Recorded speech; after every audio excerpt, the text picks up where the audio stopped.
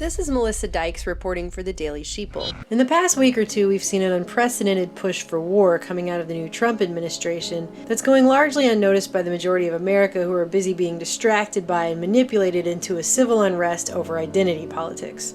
Here are 5 signs that while everyone's distracted by the shiny things, America's being pushed towards war. Number 1, the travel ban. Right out of the gate, Trump and his chief strategist Steve Bannon released a travel ban on 7 majorly Muslim countries. The media went straight to work dividing people, calling it a Muslim ban, but it's not a Muslim ban. If it was, Trump would have included Saudi Arabia, the United Arab Emirates, and Turkey. And it isn't a terrorist ban either, or he definitely would have included Saudi Arabia because according to the official story, most of the 9/11 hijackers came from there. But if these countries do seem familiar, it isn't just because Obama's been invading and bombing them for the last 8 years. It's because they were included in a post-9/11 Pentagon plan to topple the governments of 7 Middle Eastern countries. This down from upstairs, meaning the Secretary of Defense's office today, and he said, this is a memo that describes how we're going to take out 7 countries in 5 years, starting with Iraq and then Syria, Lebanon, Libya, Somalia, Sudan, and finishing off Iran.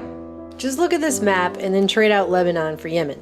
The agenda continues with number 2. After Trump instituted his travel ban, Iran dumped the US dollar. The very next day, both Trump and his national security advisor, who's been described as a rabid anti-Iran warmonger, put Iran on notice. As of today, we are officially putting Iran on notice. This is all based on twisted versions of reality, including that Iran fired a ballistic missile and attacked a US Navy vessel, which isn't exactly the truth.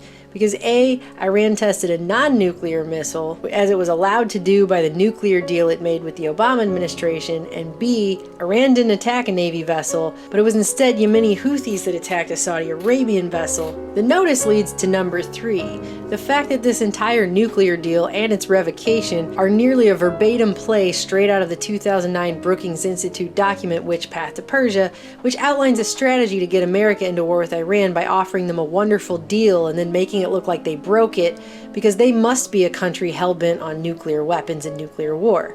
It's straight out of the playbook. And number 4, the very next day, Trump slapped fresh sanctions on Iran in a move that Russia called counterproductive, which is a pretty great description for everything that we've seen in the last 2 weeks, unless you know what the agenda is. And speaking of Russia, that leads to number 5. Trump's new UN advisor Nikki Haley used her inaugural speech at the United Nations to condemn guess who? Russia. Consider it unfortunate that the occasion of my first appearance here is one in which I must condemn the aggressive actions of Russia. And just to make sure everyone knew she was condemning Russia, she sent out this quote of herself condemning Russia, with a picture of herself at the UN making this face, which I guess is her condemning Russia face. I don't know. Hopefully people will pull their heads out of the manufactured civil unrest long enough to see what's actually going on in the background while they're distracted by all the shiny things. More time. Here we go. Not your bitch. Donald Trump, suck a dick. Either way, it's pretty clear that we're being taken to war. A plan implemented by George W. Bush after 9/11, continued under Obama, and now kicked up a notch by our new president, Donald Trump.